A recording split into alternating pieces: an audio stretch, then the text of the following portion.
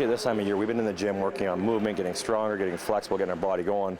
Now to be able to translate what we're doing off the ice to doing stuff on the ice, and the rudimentary portion, the skating stuff, now is the best way to do it. Start from the bottom and work our way up, and specifically on the edging stuff is great. We've done a lot of work in our ankle strength and mobility and our hip strength and mobility that's going to allow the skaters to do things they hadn't done before they work on it. So hopefully without even being on the ice, they've already improved their skating, and now by bringing some technical skating to what they're doing, it's going to give them a chance to take everything and transfer it to a game situation.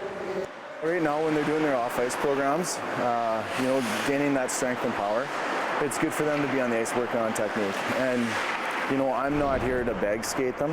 I'm here to improve upon their technique, tweak some things, and take what Crash is doing and transfer that onto the ice.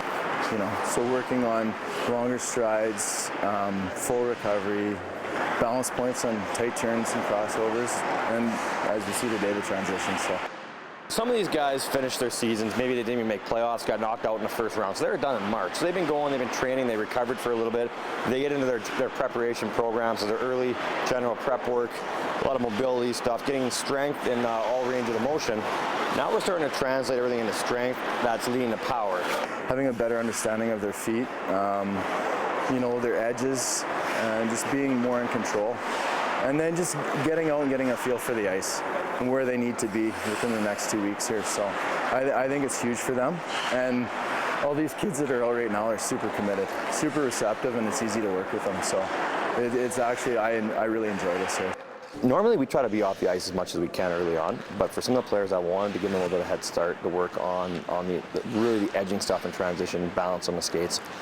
Doing that stuff is going to allow us, when guys get into skating more with other groups in more competitive manners.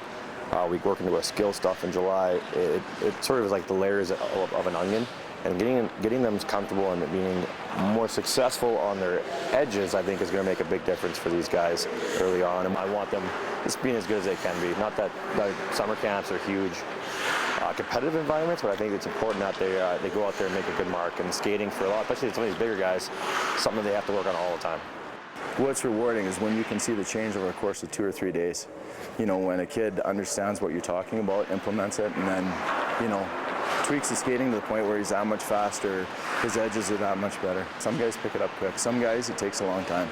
And a lot has to do with their physiology as well. So I'm not going to change a guy's physiology or his biomechanics, but, I can tweak things to make him more efficient. So that's what we focus on.